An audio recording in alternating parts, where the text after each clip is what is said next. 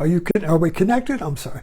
The darn thing quit on me. Anyway, there you are. Welcome to Zen Fits here in Blackstone, Virginia, the center of the world. And I have a visitor this morning, so I expect to screw up and get deer in the headlights. Whoa. But the title of this morning's talk, is The American Political Dance. The American Political Dance. You know, anybody over 50 can look back at our politics since the 60s, and we can, at least I see a dance, a ballroom dance. And in the 60s, because of the chaos and the war and the civil unrest and the riots in the cities and civil rights and all that chaos, the liberals kind of like got out of step, and the GOP, the right, decided to come in and restore order. If you notice that the liberalism and Republican conservatism are really kind of like left and right, or female and male. In other words, they're a couple. And and it's always, the right has always been criticizing the left because it's kind of effeminate, girly men, and they can't really govern, and they're too passive and too inclusive, and they just give everybody rights, and everybody's got right, and the Republicans more or less come in with a manly viewpoint. So if you look at this as a dance, then before the 60s, American politics was always a waltz between the left and the right, and they would go, the Republicans do one step forward and the liberals do one step back, and they would dance together. That's the way you dance. Each facing the opposite way, but you move together. So it's some kind of compromise, you see. But that ended with the 60s, and the Republicans came in and said, the left can't dance. It's kind of like they had BO or something. So the right began to dance away from the left. Just like with the dance in the 60s, when everybody started dancing by themselves. That really confused me, because I was a ballroom dancer. I knew the steps. But I didn't feel very comfortable dancing by myself out there. It's kind of self-conscious, you see. But anyway, the Republicans started dancing toward the right. And the liberals, always thinking we should dance together, started following in them. And so as a couple, they began to dance away from the center towards the edge of the dance floor. And there's, wait a minute, we're going to dance right off the floor into the abyss, And so with Clinton, of course, followed the Republicans. He tried to dance with them. And so that's when the whole dance moved to the right. And then Obama came in and says, wait a minute, we're going over a cliff. So he began to dance back towards the center. And then Trump came in and said, the man leads, the left doesn't, I'm going to lead, and we're going off the floor. We're getting off this dance floor, so the Republicans dance alone, and there won't be any liberals at all. You see, we're just going to be we're going to lead the whole thing, and we just get rid of them. Don't need the liberals. Now I connect this up. I'm kind of a metaphorical, biblical thinker, and so I connect this up with Yahweh and Eve. And if you remember the Genesis story, before Genesis, in all the other religions of the East, the Father God and the Mother God always danced together. In all the major religions, the male and female principles of the gods were always sitting on the same, sharing the throne. But when Yahweh came, he said, we don't need the goddess anymore. And I'm going to lead. So what Yahweh did was turn the goddess.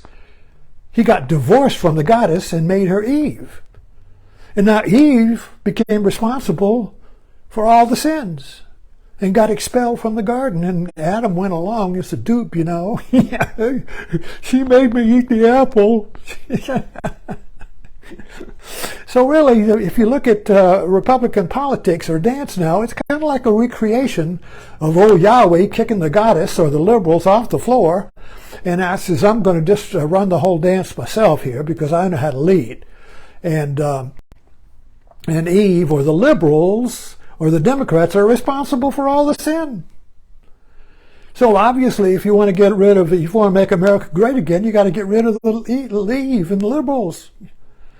And so now Trump almost took us off the floor, you see, into the abyss beyond the Constitution, beyond the dance of the American dance, which has always been a couple dance, a ballroom dance, you see. And so we're trying to pull back, you see, and restore the dance. But Trump is still hanging out there on off the dance floor, jeering at the liberals. Anyway, but you get the idea, of the American political dance with a wide range. But then I've been watching Killing Eve. I'm obsessed with that. I agree.